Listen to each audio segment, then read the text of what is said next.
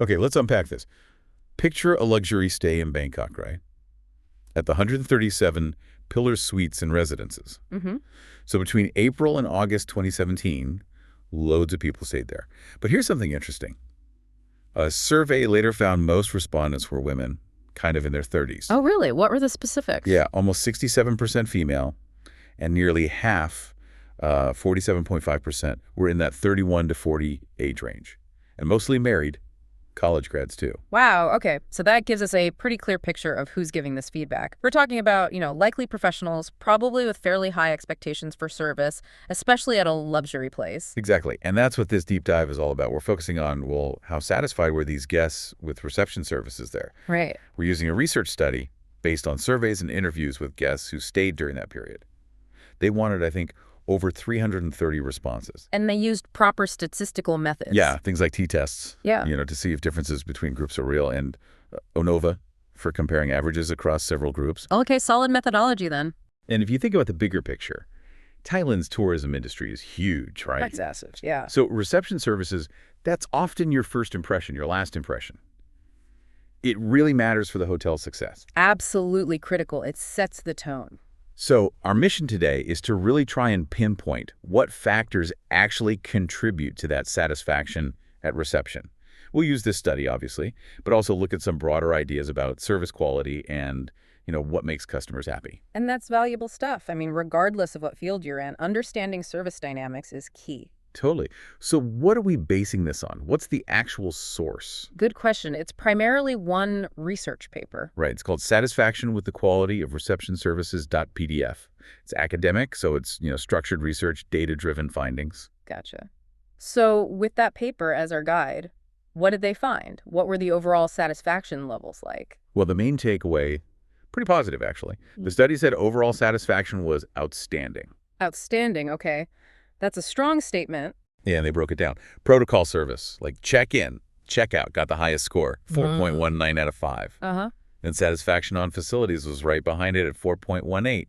And the staff themselves, satisfaction on hotel service personnel, got 4.13. Still very good. Interesting that the process and the place itself scored just slightly higher than the people. Yeah. What do you make of that?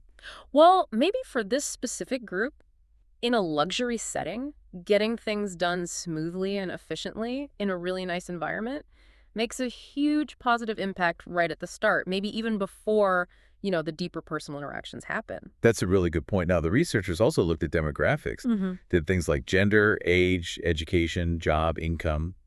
Did those affect satisfaction? And did they? That's always the million-dollar question. Well, here's where it gets fascinating. Yes, they did. The study found a statistically significant impact. So different groups did report different satisfaction levels with reception. Okay, so satisfaction isn't just one universal feeling, it varies. That tells us you can't use a one-size-fits-all approach. Different guests might value different things at reception. Maybe, younger guests want super fast tech check-in, while others prefer a more personal touch. The study hints that these differences exist. Right. But surprisingly, one thing didn't seem to matter much statistically. Oh, what was that? Marital status. Single, married, divorced, widowed, decent. It didn't significantly change how happy they were with reception. Huh. That is a bit unexpected. Maybe those core needs at check-in efficiency, a warm welcome, are just universal. It doesn't matter if you're traveling alone or with family, you want that smooth start. Makes sense. Okay, stepping back a bit, the study also talks about tourism in Thailand, how vital it is. Oh, absolutely. Economically, socially, it's a cornerstone for Thailand. And hotels, the lodging business, are obviously right at the heart of that. Guest satisfaction is the key, isn't it? It affects repeat business, word of mouth, everything. It's the absolute linchpin. Happy guests come back, they tell their friends. It feeds into perceptions of quality, value, the whole package. And the study notes satisfaction is shaped by lots of things. The building, the price, but crucially, the staff, how they deliver the service. Yes, exactly. The service itself might be intangible, but the staff's behavior isn't. Are they polite, attentive, confident? Do they seem enthusiastic? Are they professional, accurate, quick? Those first moments count for so much. So true. And the paper points out that having a genuine service-minded mindset can be even more important than just ticking the boxes technically. Right. That willingness to help maybe solve a small problem with a smile, that can make a huge difference, especially if you're, say, tired after a long journey. Definitely. I remember a check-in once, technically flawless, but the person just seemed totally bored. It definitely left a bit of a sour taste, you know. Yeah, that fits perfectly with some classic service quality theories like Grand Ruse, who talked about technical quality, what you get, versus functional quality, how you get it. Right. Reception is big on that functional quality. Exactly. And then you've got Crosby's idea. Quality means doing it right the first time, meeting expectations. Being responsive at the front desk is a huge part of that. And Fong Sathaporn connects this right to satisfaction, saying it's basically us judging if our expectations were met. Reception is often that first big test. Hmm. The study also mentions some core service principles, drawing from Sunanta Thawipol, like services should aim to meet the needs of the majority. Okay, focusing on the broader group makes sense for efficiency. Right. And another big one, consistency. Service shouldn't be hit or miss. It needs to be reliable. So important. You want guests to know what to expect, generally speaking, builds trust. Then there's equity fair treatment for everyone, cost effectiveness getting value, and convenience making it easy for the guest. Yeah, those all sound like solid foundations for good service. Especially convenience, speed, reliability. Thawipol highlights those. And they seem super relevant for a hotel reception. People just want to get checked in and start their stay. Totally. And thinking about what service actually is, Samuel Satchakorn calls it a behavioral expression. It's not just the task, but how you act. Yes, the smile, the body language, the tone of voice, it all communicates something. Satchakorn also says our inner thoughts and feelings come through. A positive attitude means better service, basically. And fundamentally, service is about benefiting the other person. It's people-focused. Absolutely, which is why reception is so key. It might seem like office work, but it's pure service. That first welcome, giving information, making people feel comfortable. Thawipol also lists variables for effective service. Legality, follow the rules. Adequacy, enough staff, resources so people aren't waiting forever. Right, avoiding those long check-in lines. Universality and equity again, and then those big ones. Convenience, speed, and reliability. Convenience could be online check-in options. Speed is minimizing delays. Reliability is getting the booking right, giving accurate info.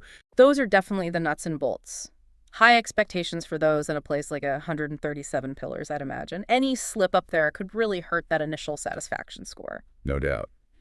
Thawipol also mentions technical standards for specialized stuff and reasonable fees, especially for public services. Okay, so we know what good service involves, but how do we actually measure or evaluate the quality? Well, the study goes back to Grunrus again. He had 6 criteria. First, professionalism and skill. Do the staff know their stuff? Okay, makes sense. Second, attitude and behavior. Are they friendly, helpful? Third, accessibility and flexibility. Easy to reach, convenient hours, adaptable. Right, number 4. Reliability and trustworthiness. Do they do what they say they'll do? Consistently. Crucial. Fifth is recovery. How well do they fix things when they go wrong? Because things do go wrong sometimes. Good point. And the last one? Reputation and credibility. What's their overall track record? Okay, that's a comprehensive list. And Grunrus also talked about perceived service quality, PSQ, and total perceived quality, TPQ. It's basically about the gap between what you expect and what you actually get. Ah, the expectation gap. Yeah. If the experience doesn't meet expectations, quality perception goes down. If it meets or beats them, it goes up. So managing expectations and delivering consistently are both vital. Exactly. The study also brings in Buzzell and Gale. They stress that at the end of the day, quality is defined by the customer. It's in the eye of the beholder. Right. And it's not something you achieve once. It's an ongoing effort, continuous improvement, and it takes teamwork. Collaboration is key. What else did Buzzell and Gale say? They linked quality to good management and communication, stressed fairness, said the internal company culture affects external service, and readiness and keeping promises. All sounds very interconnected. So let's pivot slightly to satisfaction itself. How does the study define that? It gives a couple of definitions. Thongpan and Netayarak talk about it as happiness from getting what you wanted or needed. Ditchinda sees it as an attitude that comes from needs being met. So again, it's about that match between desire and reality. Pretty much. Yeah. And Vroom linked attitude and satisfaction very closely. Positive attitude often means satisfaction. Okay. And Simon had that interesting formula for public service effectiveness. Output minus input plus customer satisfaction. Oh, yeah, that really highlights it. Satisfaction isn't just a bonus, it's part of the core effectiveness. Then Millett offered 5 characteristics of services that lead to satisfaction. Equitable fare, timely prompt, ample enough resources, continuous reliable, sees things through, and progressive always getting better. Those seem like good goals for any service provider. Prethapun and Woodrong summed it up as, comparing feelings to expectations, evaluating the experience versus what you thought it would be. Hmm. And another group, Luongaram, Luongon, and Manbarong, made a useful distinction. Satisfaction is the feeling about the service you got, whereas motivation is the drive to use it again. But they're linked, obviously. Good feeling makes you want to come back. Yeah, satisfaction fuels motivation. The study mentions different kinds, like consumer satisfaction, job satisfaction, but focuses on service satisfaction, when the experience lines up with your needs and expectations. Got it. And did they talk about how hotels or anyone can actually measure satisfaction? Yeah, briefly, using Siriwan Serat's ideas. Things like having complaint and suggestion boxes or systems, doing customer surveys. Standard stuff, yeah. Also, analyzing buying habits to people come back. And figuring out why customers leave, lost customer analysis. Okay, practical methods. So wrapping up this section, it really seems like satisfaction isn't just some fuzzy concept. It's critical, especially in service industries. Absolutely. The study really drives home that leaders need to understand what makes both their employees and their customers satisfied. Excellent service builds the whole organization's reputation, drives growth. And particularly for luxury places like 137 Pillars, creating those memorable, positive, satisfying experiences isn't just important, it's probably essential to their brand. Definitely. So let's try and bring it all together then, this deep dive looking at reception at 137 Pillars through the lens of this study and these broader service ideas. Yeah. What's the core message? Well, I think it's that understanding and really prioritizing service quality and customer satisfaction is just fundamental. It doesn't matter if you're a fancy hotel or any business interacting with people. Right, it's not just a nice to have. Exactly. It's essential. It's about getting the pieces right. The staff training and attitude, the processes being smooth and customer focused, and really knowing what your customers expect, it all works together. Yeah, it's that synergy. Which leads to maybe a final thought for you, the listener. We live in a world that's increasingly about the experience, right? So how can you take these ideas about service quality, about satisfaction, and apply them in your own life, whether you're the one giving the service or receiving it? Think about the impact of not just what is done, but how it's done. It's often subtle but powerful.